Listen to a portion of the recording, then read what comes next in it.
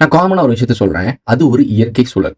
ஒரு பெண், அது குழந்தையா இருந்த ஒரு பெண் அடல்ட்டா மாறுறா. தன்னுடைய பூப்பணி இதுன்னா கருவுற தயாராகிறா. அவ முழுமையான ஒரு பெண்ணா ரெடி ஆகுறா. சோ அவ கருமுட்டை ரெடி ஆகுது. இனிமே அவ ஒரு குழந்தையை உருவாக்கக்கூடிய ஒரு இடத்துக்கு வரா. பெண்மணியா மாறுறா.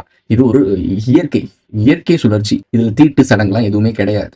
ஆனால் இந்த பூப்புக்கூறு பிளட் இருக்குல்ல, இந்த பிளட்டை வச்சு ஒரு சில விஷயங்கள் இந்த பிளாக் மேஜிக் பண்ணக்கூடிய ஆட்கள் பண்றாங்க. சோ அதுல வேணா ஒரு ரிச்சுவல்ஸ் வருதே தவிர சடங்கு சம்பிரதாயம், அதாவது முன்னோர்கள், நம்ம முன்னோர்கள் போட்டுறோம்ல, கடவுள்கள், நம்மளுடைய முன்னோர்கள், குலதெய்வம், இந்த இதுக்குள்ளலாம் இது வந்து தீட்டு கிடையாது. வீட்டுல ஒருத்தங்க இறந்துட்டா ஒரு வருஷம் குலசாமி கோயில் போகக்கூடாதுன்னு சொல்றது நான் முன்னாடியே நிறைய டைம் சொல்லியிருக்கேன். இது ஒரு ஷார்ட்டா அதுல சுருக்கமா சொல்லிடுறேன்.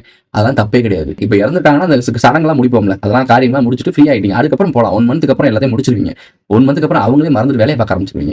சோ அதுல என்ன அந்த ஒரு வாரம் ஒரு வருஷம் சடங்கு அப்படின்னா அவங்களோட என்ன நிலைகள் உங்களை சுத்திட்டு இருக்கும். அதை கொண்டு போய் நீங்க முன்னோர்கிட்ட சேர்ப்பீங்க. உங்களுக்கு சிம்பிளா சினிமா வச்சு சொன்னாதான் புரியும். இட்லி கடை படத்துல அவங்க அப்பா இறந்து போயிருப்பாரு. அவங்க குலசாமி கோயில் பக்கம் போகவே கூடாது, ஒரு கோயில் பக்கம் போக மாட்டாரு, நடந்து போவாரு. அவங்க அப்பா எங்க போவாரு? இறந்து ரொம்ப நாள் கூட இருக்காது, இறந்து கொஞ்ச நாள் தான் இருக்கும். 16 காரியம் கூட முடிஞ்சிருக்காது. ஆனா அவங்க அப்பா சாமியா வர மாதிரியும் அந்த குலசாமி கோயிலுக்குள்ள போற மாதிரி காட்டியிருப்பாங்க. இது எவ்வளவு பெரிய அழகான யூனிக்கான ஷாட் தெரியுமா?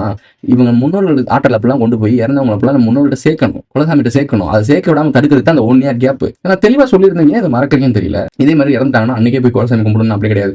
இறந்து முடிச்சிட்டாங்களா, அந்த காரியம்லாம் முடிஞ்சிருச்சு, ஓகே. அப்ப குடும்பத்தோட போய் அந்த எண்ணலையோட எங்க கூட இருந்தவர் இறந்துட்டாரு, காலமாட்டார், உங்களோட சேர்த்து நீங்க இன்னும் எல்லாருமே சேர்ந்து, இவரும் எங்க கூட இறந்தார்ல, அவரையும் அங்க ஐக்கியமாக்கி எல்லாரும் சேர்ந்து எங்க கூட துணையா நில்லுங்க, அப்படி மாத்தி விடணும். இறக்குறவங்களுக்குலாம் கொண்டு போய் சேர்க்கணும் ஒரு இடத்துல, அது வலிமை சேர்க்கணும். இதுதான் பேசிக். இதை பண்ண விடாம தடுக்கிறது தான் சடங்கு சம்பிரதாயம். தீட்டுட்டாங்க. இன்னொன்று வந்து ஒன்று இருக்கு. இன்ன வரைக்கும் இந்த ஏஜ் அட்டன் பண்ணவங்க, அந்த பிளட் வெளியே மென்சுரேஷன் வரும்ல, இந்த மாசத்துக்கு மாதவிடாய் வரும்ல, அது வரும்போது வீட்டுக்குள்ள சாமி கிட்ட போகக்கூடாது, வைக்கக்கூடாது. என்னங்கடா இது?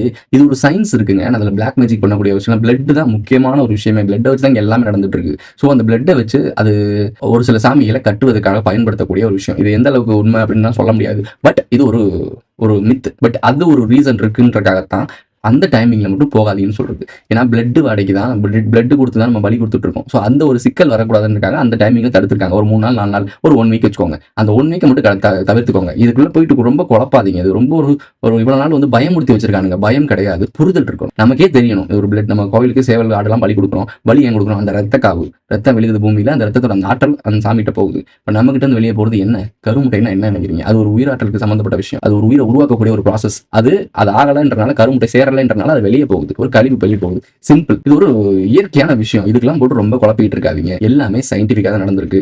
அதை நம்ம ஊர்லயும் நம்ம பரம்பரையிலையும் காலங்காலமா கரெக்டா தான் வழி நடத்தி கொண்டு வந்திருந்தாங்க. நம்மளை அடிமைப்படுத்தணும், நம்மளை குழப்பணும்னு நினைச்சவன், நம்மளை கண்ட்ரோல் பண்ணணும்னு நினைச்சவன் இதெல்லாம் டூலா பயன்படுத்தி சின்ன சின்ன விஷயங்களை மாற்றி நம்மளை முட்டாளாக்கி அவன் கண்ட்ரோல் வச்சுக்கிட்டான். ஏன்னா சடங்கு சம்பிரதாயம் வந்தாலும் அவன் உள்ள வருவான். அவன் உள்ள வரணுன்றக்காக இதெல்லாம் பண்ண வேலை. சிம்பிளா யோசிச்சுக்கோங்க. இதெல்லாம் போட்டு ரொம்ப குழப்பிட்டு இருக்காங்க. அந்த நபருக்காக அந்த வீடியோ. இது மற்றவங்களும் யூஸ்ஃபுல்லா இருக்குன்றக்காக அந்த வீடியோ சொல்றேன்.